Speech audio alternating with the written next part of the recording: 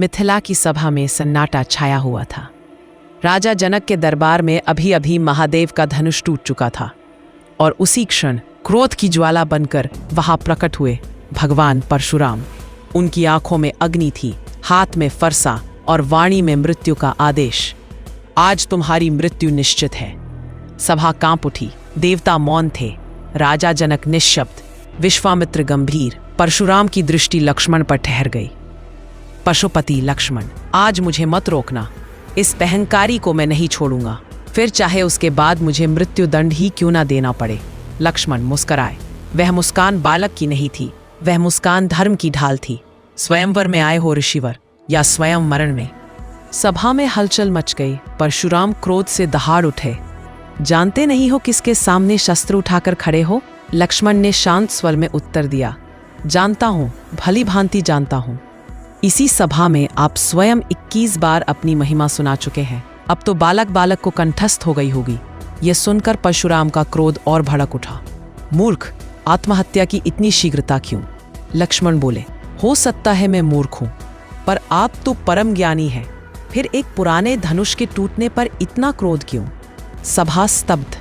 परशुराम को जैसे किसी ने चुनौती दे दी हो। लक्ष्मण आगे बोले, बालपन में हमने खेल खेल में कितने धनुष तोड़े, न तब ऐसा मोह था न ऐसा क्रोध।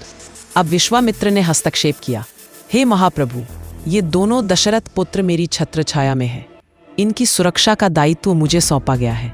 परशुराम ने ठहाका लगाया, ये जानता नहीं उस परशुराम को जिसकी गर्जना से धरती कांप उठती है। अभी लक्ष्मण की वाणी कठोर हो गई। आपकी कथाएं सुनी है मैंने, पर हर कथा का अंत यही बताता है, इतना अनियंत्रित क्रोध केवल राक्षसों में होता है। आश्चर्य है कि आप ऋषि हैं। सभा में सन्नाटा छा गया। परशुराम ने चेतावनी दी, इसके पिता से क्षमा मांग लेना, क्योंकि मैं उन्हें पुत्र शोक देने जा रहा हूँ। तभी अब तक मौन खड़े श्री राम आगे बढ़े। वाणी में करुणा थी, नेत्रों में शांति। ऋषिवर, धनुष भंग का कारण मैंने आदर सहित स्पष्ट कर दिया है। भाई की अज्ञानता के लिए मैं क्षमा चाहता हूँ। परशुराम गरजे। परशुराम की झोली में क्षमा नहीं। राम का स्वर गंभीर हुआ, यदि प्रश्न भाई की रक्षा पर आया तो रघुवंशी राम उत्तर देने को विवश होगा। परशुराम ने विष्णु का धनुष सारंग आगे बढ़ाया। बल है तो इसे उठाओ। राम ने धनुष उठाया, प्रत्यंचा चढ़ाई, बाण संधान किया और उसी क्षण परशुराम का अहंकार कूट गया। उनकी आंखों से अश्रु बहने लगे। मैं आपको पहचान नहीं पाया राम। आज समझ आया आप शिव का धनुष कैसे उठा सके। सभा गूंज उठी। जय श्री राम। परशुराम बोले, यह बाण लौटाया नहीं जा सकता, मेरे अहंकार का नाश कर दीजिए। राम ने बाण पूर्व दिशा में छोड़ दिया। परशुराम ने प्रणाम किया, धर्म स्थापना का दायित्व अब आपको सौंपता हूँ, और वहां से चले गए।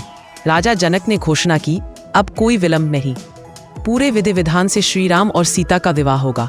सभा गूंज उठी। जय श्री राम, जय सीताराम। यह कथा केवल युद्ध की नहीं, यह अहंकार और धर्म के टकराव की कथा है, जहां क्रोध झुक गया और मर्यादा विजयी हुई। यदि आपको यह कथा हृदय को छू गई हो तो वीडियो को लाइक करें, चैनल को सब्सक्राइब करें और इस कथा को आगे पहुंचाएं।